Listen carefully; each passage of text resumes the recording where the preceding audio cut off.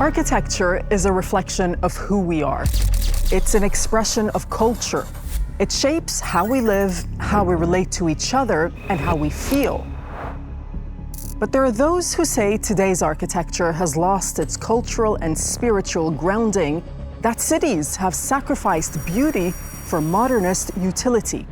Others argue that modern architecture is just as civic-minded and awe-inspiring as traditional styles.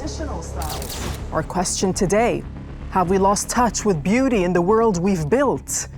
In this episode of Doha Debates, we're joined by experts, global thinkers, each with their own take on this issue. I think we lost the touch of beauty, we lost the touch of ourselves, and how architecture plays an important role in enhancing our life experience. The architectural idiom that we have adopted has embodied a cultural decline and a moral decline, intellectual decline that created this emptiness that we see today. For me, beauty is not a universal single standard, and therefore the way we define it varies from context to context and cultures. Modernist architecture is more steered towards ideology rather than seeking beauty. Their perspectives will be explored and questioned in a majlis-style debate grounded in understanding and a search for truth.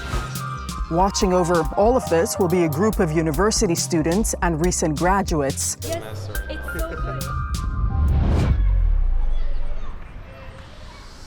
They come from different universities in Qatar Foundation's Education City and beyond, and have been preparing for this debate.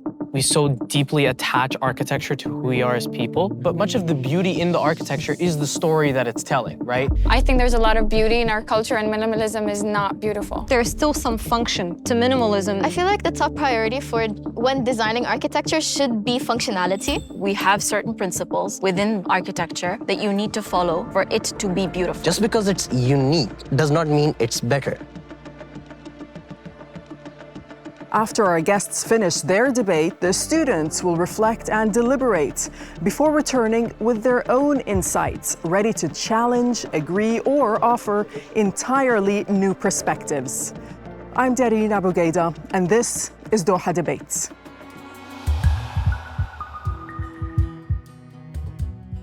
Welcome to you all. Thanks so much for joining us. Marwa, what do our buildings say about our civilization?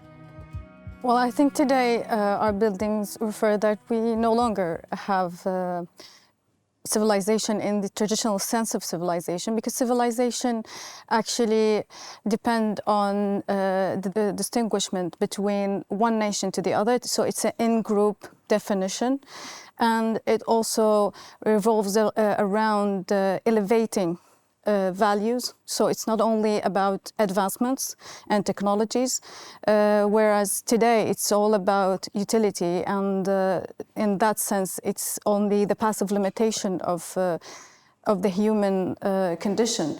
So in my view, we live in an era that is very unique for having no civilization in traditional sense. Carl, do you agree? No civilization in the traditional sense? Yes, I agree to many of the points that Marwa raises, and the critique of focusing on utility instead of more traditional building techniques, if I understood you correctly. Part of my critique is also that instead of seeking traditional values and beauty in architecture, it has been replaced with ideology. And I think that is has a negative consequence for the built environment and for the humans living in it. I'm going to come back to you and ask you to elaborate on that a little bit, but first let me ask Tariq for your point of view on this. What do you think our buildings say about our civilization? I think I kind of agree with the previous comments. I think we lost touch. We lost kind of, the rooted and grounded connection between buildings and our civilizations. Because I think maybe the kind of lifestyle we live, the modern kind of era we live in, the speed we live in terms of our day-to-day experience and life, gradually we lost the connection between how our buildings are reflecting our civilization. Civilization is basically our identity, our spirit, our roots, our culture. And unfortunately, I'm not referring only to our region, but globally, the buildings, they're becoming to be a bit more identityless. So they're lacking identity. Absolutely. Absolutely. And I think this is part of our architects' main mission, is to bring back the sense of how the buildings could reflect really who we are and how can be part of representing our identity, our lifestyle, and effectively our civilization. Bidisha, are our buildings losing our identity? I wouldn't say it's losing our identity. Where I do agree is architecture has always been about expressing values and culture. I would challenge that we are changing. As a society, how we interact, the world is much smaller, it's much less black and white. And what is happening within the built environment is sort of a reflection of that change. Before the change was happening in centuries. Now you're seeing change happening within decades. And technology is changing, it's not even decades, it's years. So the speed of change, which Tariq refers to, the speed of life, it's changing a lot. So we need to keep up in our built environment, reflect that modernity or that part of modernity which is happening. She's saying we need to keep up with the pace of modernity and make our buildings reflect She's that. like, values are changing, so do we not care about beauty anymore? But she just mentioned that values and humans, like just 10 seconds ago. So she's not pro-tradition. No, she's not. She's not. This is an era that is very different from the era before in terms of systems, in terms of spiritual beliefs, in terms of processes. So all of this indicate that we live in a time that is completely disconnected from times before. So it's all about creating change, like Bidisha was mentioning. It's the opposite of settlement, and settlement, which requires time and permanence, is actually goes against the modern creations, because they are always on the move, always creating change. So are you saying that we're losing the spiritual core? And Tariq, are you nodding along with what Marwa has to say? Or do you have a point of just to go back a bit, I think it's fundamentally wrong to believe that any modern thing is correct thing. 100%. We always think that modernity is necessarily a good thing to do. Absolutely. So it's good in certain aspects of our life. But I think in architecture, again, we need to define what do you mean by modern? Is it the material we're using? Is it the construction technique? It reflects how we live now. And sometimes it should actually bridge some gaps and problems we're living in our society at least. I mean, I always say that we spend 8-9 hours at work and then maybe 8-9 hours at home. So we spend good time of our daily life in indoor spaces, in buildings. And how we design these buildings, how architects are designing these buildings to enhance our day-to-day lifestyle is very important. What is, for me, if the building is rooted, it reflects our identity, it reflects the environment, the nature, our lifestyle, it helps our day-to-day life. That's modern, that's present architecture. Okay. So, Carl, are we losing that spiritual core that we're talking about here? And also, when we build taller, when we build faster, when we build louder, so is something more eternal slipping away? Definitely. We are losing harmony when it comes to how it harmonizes with the environment, the built environment and the nature. Very true. We're losing beauty, that it's not supposed to be beautiful, but it's supposed to be more provocative. We're losing craftsmanship, built tradition, because it's more of an artistry. The architect is more of an original thinking artist instead of a craftsman. Today's modernist architecture has become a servant for different ideologies instead of being built for the people that are supposed to use it. I mean, obviously, Carl's mentioning there's a lot of things which have been lost, but if we step back a bit, modernism, modernist architecture, this happened, it's the past. After that, we have had a whole range of isms which have happened. So that's one of the things where I think we are tending to oversimplify. We might be critical of what came up in the so-called modernists or modernism or, Bauhaus or all of these movements, but they rose from a certain need at that point in time. That is true, though. That is what she is saying. That is true. And I also disagree that there's not craftsmanship. The way the craftsmanship is executed is different. And now we have robots, or we have more, it's less manual perhaps, but then there's also a big shift towards starting to look at traditional crafts and kind of digital design. So it's not all doom and gloom For me, it's something which is evolving, and we are finding new ways of expressing ourselves. Okay, Carl, I know you wanted to comment. Yeah, just before a brief, I get the take of Marwa and Tariq. Yeah. Yes, just a brief comment that I personally do not believe in the zeitgeist, in the sense that something cannot be built today in a certain style because it has been built like that before. I don't think that architecture has to reflect one's time, because what is that? I can see the technology part of it, but not that we as humans have changed so much that the style has to change. Yes, yes. Like Oh we're my being God, forced yes. to change. I did my bachelor's in fine arts in interior design. A lot of the course was woven a lot in architecture. And I think had I been in this field or not been in this field, I would always have very strong opinions about it, because I do think spaces are central to our emotions, our experiences, and the way we evolve naturally. The tide is changing now, so we see other trends growing from the problem that was created by modernism. And it's also important to remember that skill does not define art. Art happens in another field, in the field of high moralism, high values, the elevation of the spirit, also in the field of social agreement and creating consensus and relationships. So that's very important to distinguish. The third thing is to remember is that the paradigm shift that happened, that we have now a change of patronage. So the relationship between architecture and power and the architect and client has drastically changed. You have the dismantling of the princely courts, where the artist and the intellectual elite gathered around the patron. Now the relationship is individual. It's one man to another interaction, whereas it was a circle of people that allowed for more social agreement and for more refinement as well. That's from one end. On the other end, we are witnessing a cultural decline because we are witnessing a distance from language and from writing and from all those systems and processes that used to be a filter for ideas. That's how you had a judgment of taste in society. Whereas now it became all subjective because we no longer have this standard of taste to judge against. That's not true. Well, I don't agree with that. don't agree with. There's always so many things that you have to consider that you shouldn't be thinking just from a you perspective. You should be thinking from a everyone perspective.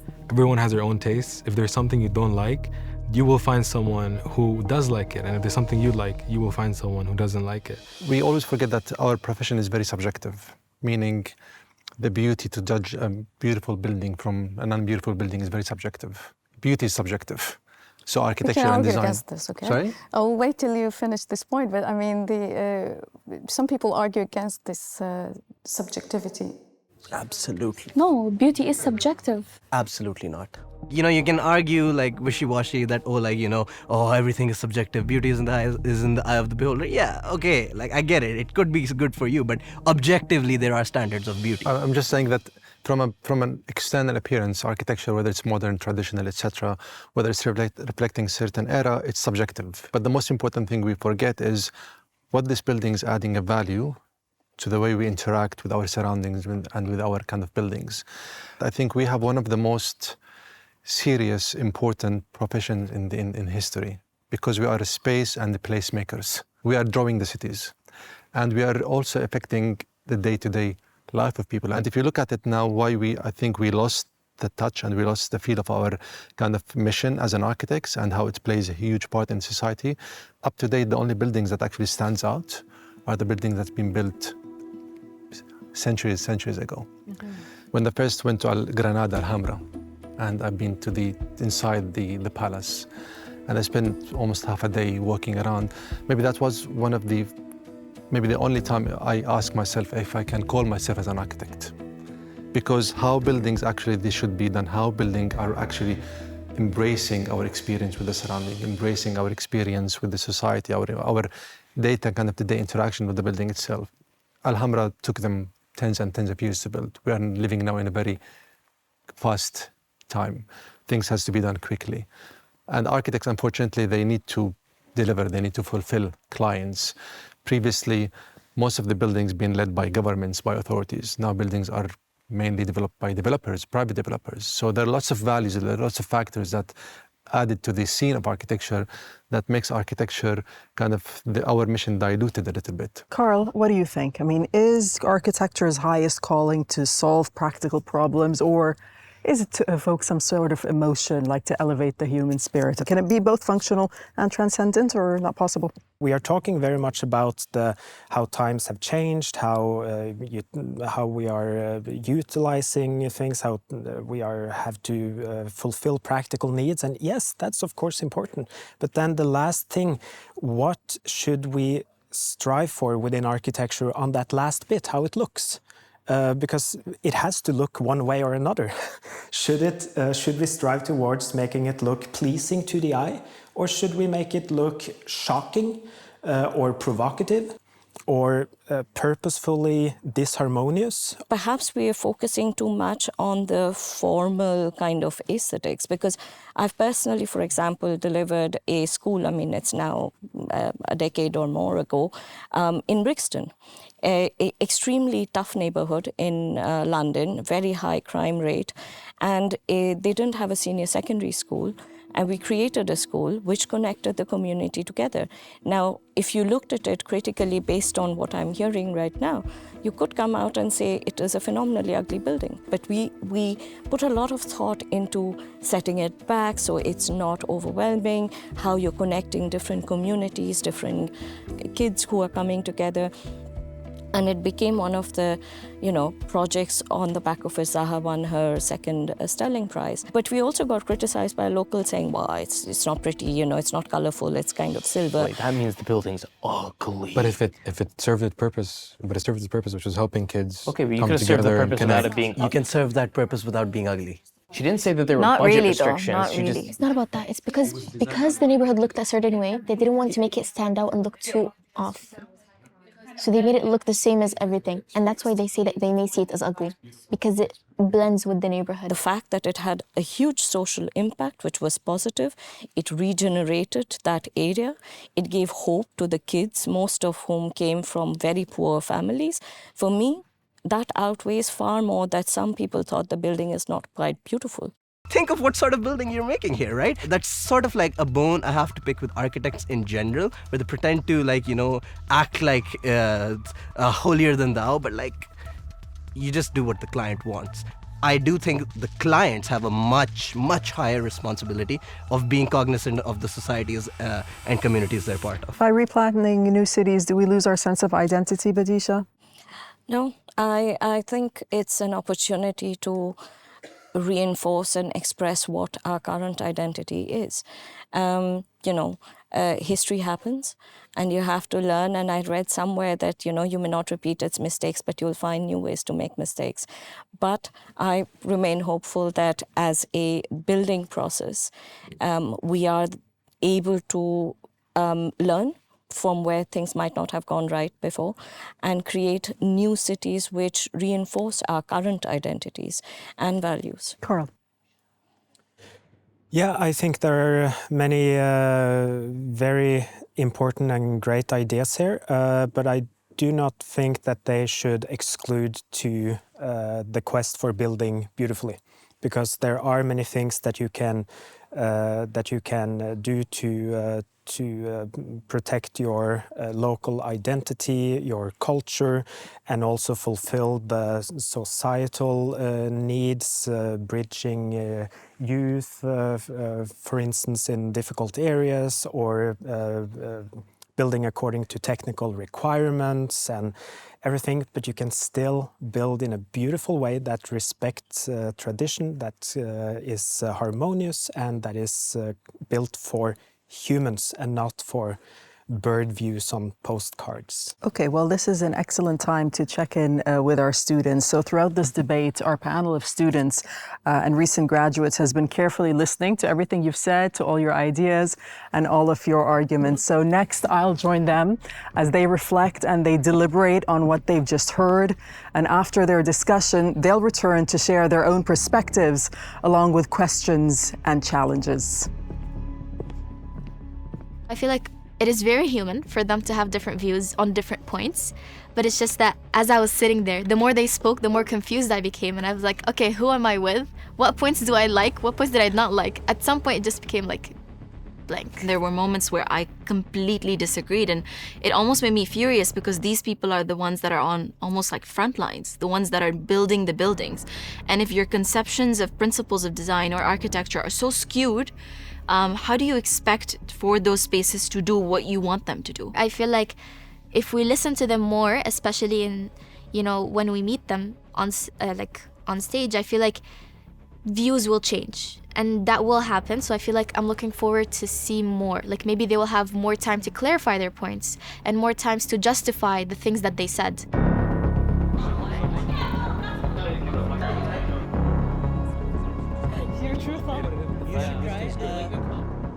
Hey guys, so you heard from our speakers just a short while ago. They talked about the concept of beauty, what they think it is. They discussed what makes a building worth preserving. So Lean, let me ask you, what do you think stood out for you from that conversation? Anything in particular? The thing that stood out to me the most out of all the really interesting ideas that they came out with was the fact that they couldn't agree to a certain standard in architecture, like the standard of the objective beauty in architecture. So I felt like that was interesting. What was missing from the conversation, Sundus? Was there anything missing for you? I think when we were talking about beauty, they were talking about like the function of it, the utility of it. I think Ms. Sinha was talking about how a lot of buildings have to be made keeping in mind like the purpose of it. Everything has to be made very fast because she's like talking about efficiency, that times have changed. We need these things and we have to get things done and made. Things can like fulfill the purpose of being like useful, being efficient, but also at the same time they can still be beautiful. Why don't we slow down a little bit? I also want to take from what Sundus was saying, and I think what was also missing was the element of how buildings make us feel. Think about brutalist buildings, for example, how they make you feel small, miniature, powerless versus a whole system that is bigger than you, that is there to overrule you. But Go ahead. I want to add, I think what could have been benefited here and perhaps added a realistic dimension to this discussion was who has the right to experience beauty in our society today, right? Because you go to like a slum in the Philippines, for example, and these people could not see beauty in their lives. When it comes to ultimately the reason why we have these modernist architectures that do not really inspire beauty, right? That's a product of the housing crisis. That's a product of people wanting more affordable housing. So what the government does is that they shave off the beauty. As long as people have a roof over their heads, they're satisfied, no matter how ugly that is, or no matter how unpleasing that is. People would advocate, but beauty is a right, and then the government would say, no, this is a frivolous cost. This is just discretionary spending. Guys, let me ask you this. Our city is now kind of being built to just show off? And absolutely. I think you guys all think so? I think another thing that I was talking about was, I mean, not just the fact that we already know that, cities are looking more similar, the classic, like glass skyline, whatever, but also, I mean, for example, we actually see that modern construction in the Middle East is actually highly unsustainable, right? Modern Middle Eastern cities are incredibly unwalkable, are filled with more and more modernist constructions that only make the situation worse. Modernist architecture in and of itself is a style, right? There are unique, modernist architectural buildings, like the Pentagon, for example, with its brutalist design, and it conveys the power, the military power of the United States in a very effective way, right? But I think that when it comes to modernist architecture, I hope we recognize the diversity of that and the diversity absolutely. of schools. I mean, for example, in Baghdad, one of the last buildings that will have been designed by Zaha Hadid is Iraq's new central bank, right?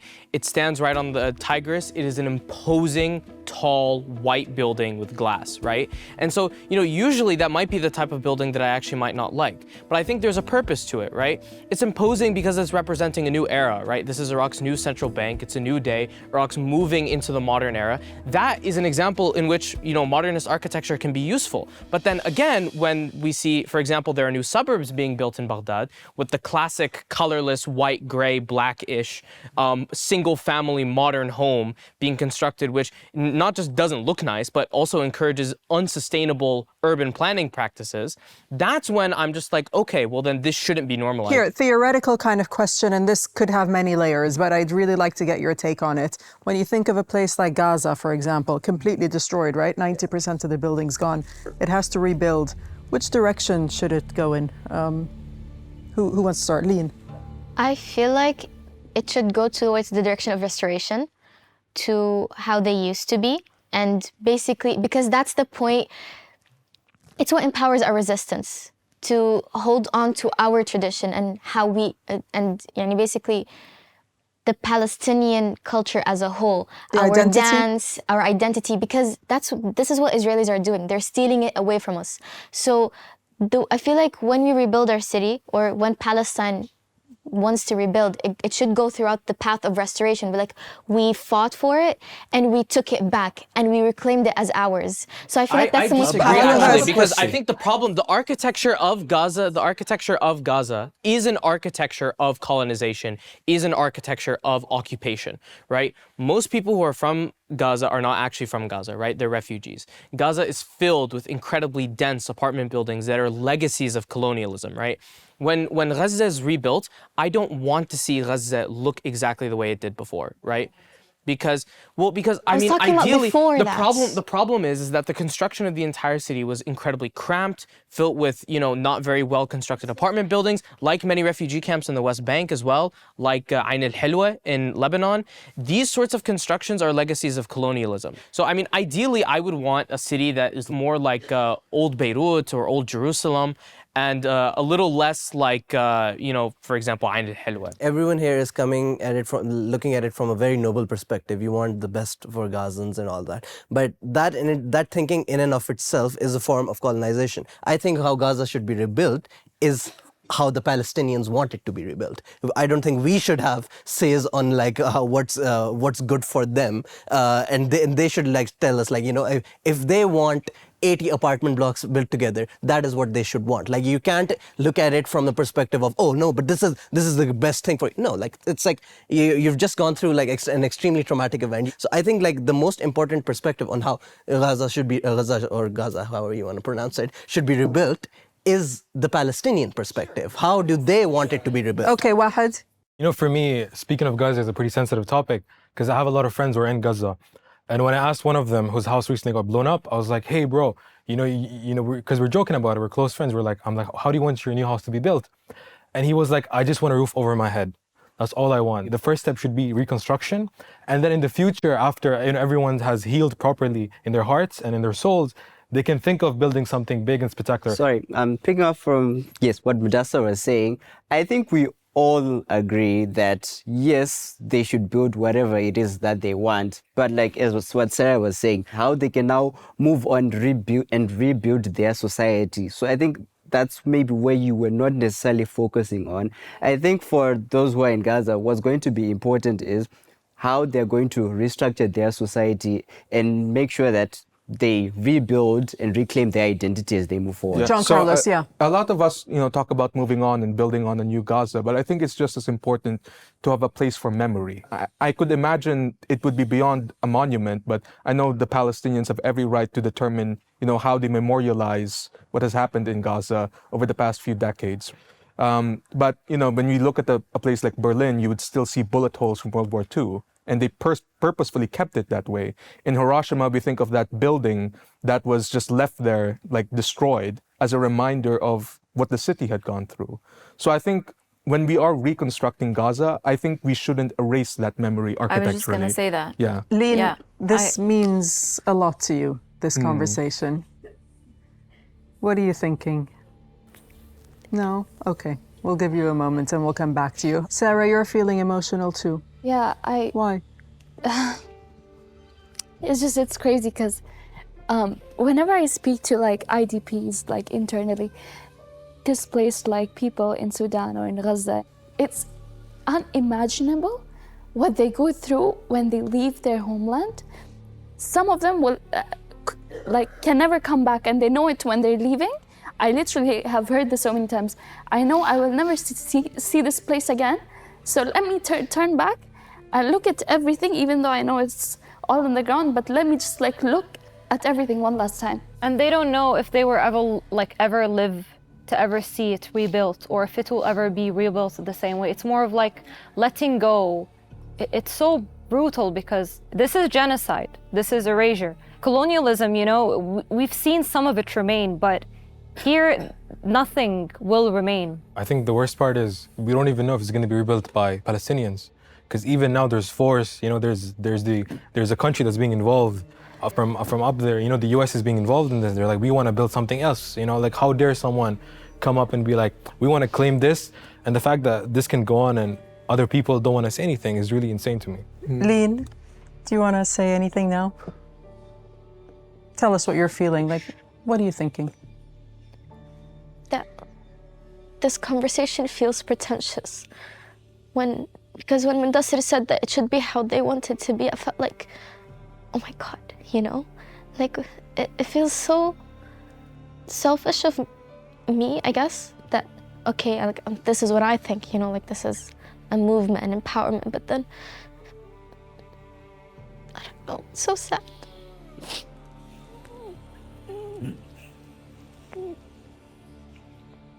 Something that we all sort of had like a moment with was the question regarding rebuilding Gaza. I think that's something that it touched a lot of our chords, because I think we were thinking about what that could look like, and essentially the conversation then it went off to being that the agency should always lie with them. Well, guys, this has been a really powerful conversation. It's been a very emotional conversation. You guys have gone really deep. But the conversation is not over yet. There's a lot more to talk about amongst ourselves and also with our experts. So are you all ready to meet them face to face? Absolutely. I think just seeing my friends Lena and Sarah kind of open up and get emotional, that was really hard for me, because it reminded me of a few of my old friends who are in Gaza now. And I've not heard from them for months, and I have no idea how they are.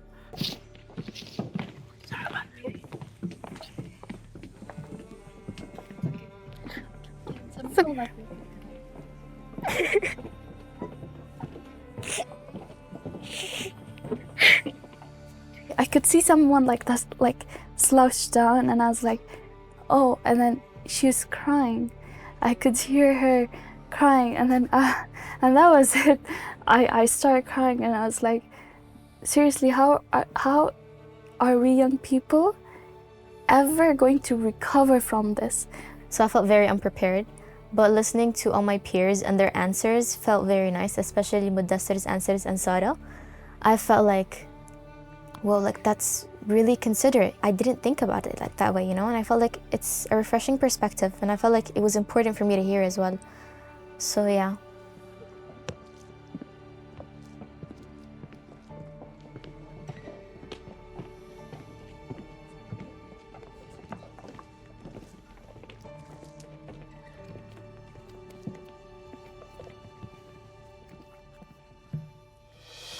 So we're back in our majlis, and just a short while ago, we heard from the students where we spoke about everything related to architecture, what we had spoken about with the experts. We spoke about beauty, we spoke about functionality, we spoke about civilization. We also spoke about reconstruction, specifically in war-torn countries. When we spoke about Gaza, it was a very powerful and emotionally charged conversation that took place. Marwa, from what you heard, and what would you like to say to the students about Gaza? Well, I think from what I heard and from what I lived, I come from country that has been also war-torn. I mean, in Syria, the Syrian population paid a heavy price and they went through tragedies perhaps not comparable to the current genocide that is taking place in Gaza because of the relentless killing machine by the Israelis. But the students raised many important points when they gave the agency to the Gazan people, and that was very responsible and humble point of view. Palestinian people continue to live under the Israeli occupation, and it's an occupation that has an agenda to eradicate. It won't at any moment allow for space of genuine reconstruction. So to imagine a future while the knife of the killer is still on the necks of the Palestinian people would be unrealistic in my view. That only can take place in a future of peace, and it's a future that should be free. And unless there is freedom for Palestine, there cannot be a moment that could be compared to the aftermath of the World War II. For example, when you know the example of Japan and Germany was also mentioned through that debate. And I guess it's a different scenario in Palestine. A final point I would like to say is that Gaza should be given the credit not only for this monumental resistance of this honorable people, but also how they managed to live through the siege during the previous decades. And they kept their beaches free, they kept their property distributed, they kept their agriculture local. This is a situation that was born from hardship, but it should be compared with the dreams of Trump, for example, when he spoke about creating a Riviera. And in Syria, there are Syrian people actually, who proposed a Trump Tower. And this could be as painful as the destruction when you propose an idealization of this American model that is based on consumerism and based on tourism and based on taking the property and taking the agency of people by creating those luxurious creations. Mudassar, you're nodding your head, and you, in the discussion that we were having before, you were one of the students who raised the point of who are we to decide how Palestinians rebuild Gaza? You have to ask the local people actually what they want, right? And that's the number one thing. And I think architects, us as city planners, or like whoever is the stakeholder, needs to recognize the fact that it is ultimately the local people that have the highest form of agency, and you shouldn't impose your will on them. Leen, what would you like to say? I mean, I honestly totally agree with Mudassar's point. Although I felt at the time like, okay, this was probably the best answer, but then when he came up and said, no, it depends on what they wanted, it kind of gave me like a big picture view. Like, it really is, you know, like especially when they're under genocide and they're facing horrible atrocities every day, the last thing they need is more people controlling them and more people putting more things onto them, like, and pushing more agendas onto them. Like, their agency is the most important thing. They need to regain control. They need to be able to have that peace, to be able to connect back to what they were, you know? Amir, you brought up the central bank building in Iraq that was built by Zaha Hadid. Let's talk a little bit about architecture and this path to reconciliation, okay? So how do you think, I'm going to ask my guest this, but Amir, first, just tell us about the example that you had brought up and why you think it's an important one. So, even though I'm largely, a critic and not a huge fan of, the modernist architectural style, I think one of the great exceptions to this is the new central bank in Iraq. The reason it's important is because it's this, imposing, tall, white building with glass looking over the coast on the Tigris River. And basically what this does is it represents a new modern era for Baghdad as a city. You can see it everywhere. I mean, like, Baghdad's skyline is very, very low. It's not a city that tends to have many high-rise buildings. And so for me to be, literally across the river or in a different district in town and still see this like tall white building in the distance. Kind of, it always serves as a reminder that things are getting better, that Iraq is entering a new age, that, it's not as bad as it used to be. Bidisha, what do you think? I mean, do these kind of structures aid in reconciliation? I think so. And when the project came to us, it was with this grander idea that you're rebuilding the narrative of this city. And very frequently, a lot of projects like this, they become almost a point of orientation, the starting point of a new story.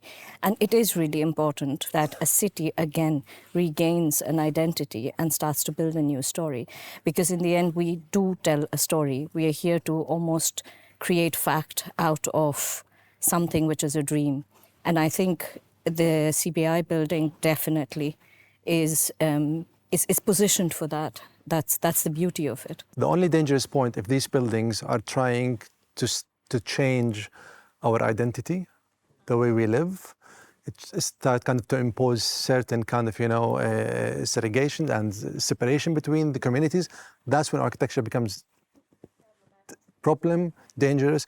But if the architecture is serving us and giving us beauty and making a difference, we should celebrate it more than just, But don't you think we are back to square one with this statement now? I mean, we are back to square one of defining beauty and defining the role of architecture all over again now. But I'm not talking about the building in terms of beauty. I'm talking even its function. I mean, there's difference between things that are neat and nice and beautiful. Well, that's what I'm saying when I say that we are back to square one. Can I ask you a question? Of course. What's the most beautiful building in the world from your point of view? Well, I don't think it's we all have a building we like. Beautiful. As an architect, we always have. I can tell you mine. What's your most beautiful? What the building for you that was the most beautiful? That's it. This is the building. The Umayyad Mosque, if you have to ask this question, although I disagree with the premise, not the most beautiful building in the world, but it's the most beautiful building for me. For me, yeah. We are all talking about these values, which is rooted in a singular culture. If I were to take someone like me, who's actually a global nomad, I was born in the Middle East, I've been raised in India, I've lived in UK, I've lived in China, I've worked there. When I start to rethink about what is it that would be culturally relevant to me when I exist in such a multicultural dimension, a lot of these conversations don't resonate. So my question would be, how would you see a world which is going forward much smaller, much tighter, and much more multicultural? So there are different values being brought in, and it's not a singular value or a past that you can refer back to. But we can see which ones. Lean, go ahead. I feel like this is such a nice point. And to me, I believe that this is why architecture should be more regionally exclusive. Now, what do I mean by that? If you were to go to the Middle East, we're more likely to have indoor areas than outdoor areas. Therefore, if you were to come here, regardless of whatever cultural background you come from, you would at least appreciate how useful these buildings can be for you. And if it's functional to the region and functional to the people's day-to-day lives and movements, people from different backgrounds and different cultures would even appreciate it and wouldn't feel as excluded. Bouncing off of what Lynn has just said, I think what really would make sense is whichever country you're going to go to, you get to experience the culture there, you get to experience how people live there, and also because you want those buildings to fit within that context, because you get to see that, at least with most of the modern architecture that now exists, with regards to the environment, some of the materials that are being used aren't sustainable, aren't strong, and those buildings won't even last for, I would say, for the next 50 years. Okay, Tariq, go ahead. I think going back, the only identity label passport an architecture should carry is what it reflects from its surrounding and environment. Yes. That's it. Then this is one thing. The second thing is we also need to understand that architecture is not one-way traffic. As we got some influence from the West, if we call it, we also passed a few things. Do you think the concept of courtyard as social aspect of the house is a Western idea? The concept of the double skin, the mashrabiyya? So architecture is really about engaging and about exchanging ideas, experience. Carl, what are you going to take away from this conversation with the students? Because we need to be wrapping it up shortly. The comment that I wanted to address about the enjoyment that the enjoyment of enjoying different architectural styles and cultures, because I think that is one of the really large benefits with classical architecture, is that you can have these specific styles and that they are not frozen, that they can develop. Like one brief examples, I visited the Portuguese island of Madeira, and sailors used to live on that island, and they went to Asia, they went and they were inspired, and suddenly the roofs starting having this Chinese flip on the top, and that just shows that, well, there is a brief connection with Asia there, and you can do so much variation. But then you have the modernist architecture, which is supposed to be all-encompassing and universal and global, and you feel so estranged. But Absolutely. when you visit different architectures that are so different culture, you feel more at home. Okay, Marwa, what will you be taking away from this conversation? Well, I think all civilizations, past or current, move along the pendulum between two attitudes, one of love and the other one is of fear. And I think the real risk here is that we are focusing on the idioms that creates this perpetuation of fear through an architecture of domination, of control, of big scale, of basically a complete and comprehensive control over the built environment. Unless we went into the side of love, which is championed through beauty and higher values, then we will keep the conversation, going circular. Okay, Tariq, and you? What will you take away from this talk with the students? It's like a summer breeze. It's really refreshing. I mean, I was really impressed by the intellectuality of the young generation. I mean, I'm double your age almost, but in your time, we were a bit more shy. But yeah, I mean, honestly, it's beautiful idea. So I think architecture is in a safe hand. I don't know how many architects here. Maybe one. none. They said one. We have one. Huda. Yeah. He's like, never mind. Bidisha, and for you, well, I think what stands out? What will you remember the most from this bunch? I would extend what Tariq is saying. Yeah. I am very impressed with the level of engagement. And since there's only one architect, so I'm hoping there's some clients and engineers and urban planners and, others. So it's a really important discussion. That's what I take away. It is good that we can have this discussion, and it is good that there are extremely opposing points of view, because when we push against each other, hopefully we come to a middle ground, which then is something which is sustainable in terms of growth and our future. Okay, wonderful. Well, that brings us to the end of this episode of Doha Debates. Thank you to our speakers, our students, and all of you for watching and listening. We've explored bold ideas, challenged assumptions, and open space for understanding with respect and curiosity at the center. But the conversation doesn't end here. Now it's your turn. What do you think? Share your thoughts, your questions, your own perspectives. We're listening.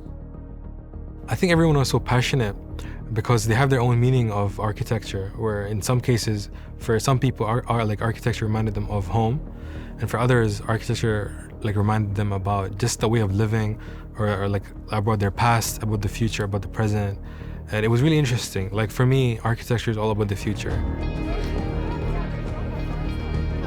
It would be more interesting to hear them talk, a lot of interesting questions were being raised, and the more that they were raised, I was like, never thought of that, why didn't we discuss this? It's so interesting. I have a bit of a more lenient view on architects now. I went in with the mindset where it's like, okay, architects, they say a lot of stuff, but at the end of the day, they're just working for the dollar. Very much still true, but I am a bit more empathetic to their plight now, where it's okay, maybe they actually do want to help, maybe they actually do want to do things a certain way, but the clients and the way that they think has still not really caught up with the way that they're thinking. So I think I'm a little bit more cognizant of that fact now.